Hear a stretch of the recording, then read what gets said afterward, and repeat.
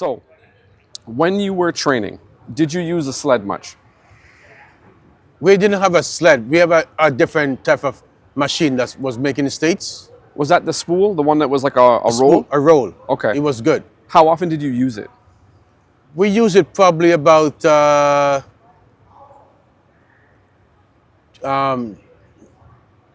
3 weeks. 3 weeks? Once a week. Once a week. Did you do it every year, or did you just do it for a few years? We used it for about maybe 2 years. Okay, so like 80. That was it. 80 what? That was about 80. I think it was about 85, Okay. 86. 85, 86. Yeah. So you didn't do much resisted sprinting? No. Okay. The reason I want to ask about that is because right now, anywhere you look, you see people doing resisted sprints, and they've Yeah. got all kinds of data from it, and Yeah. like the 1080 sprint and different boxes.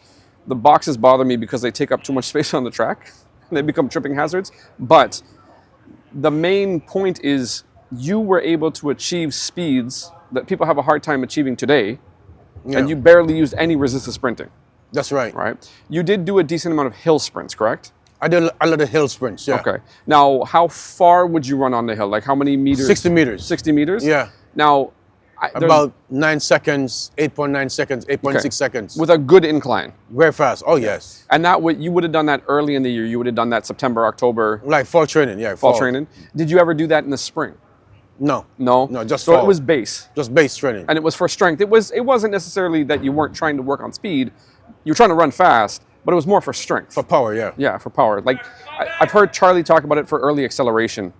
It's just interesting to me that people are having a hard time achieving your speeds. Yeah. And they've got all kinds of computers and technology and Yeah. resistance, and it's not achieving that result. They're not achieving anything because most of the sprinters, most of the coaches nowadays, they don't understand what they're doing. Yeah. They're just guessing, Sure. and they're trying to use the sled as a tool, trying to get that speed. But it's a number of things that you can apply to it.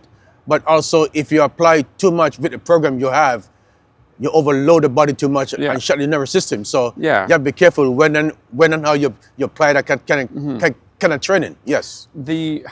When you did use that spool device, how far would you run with it? How many meters? 30 meters. 30 That's meters. it. No more. No more. No more. No more. Right on.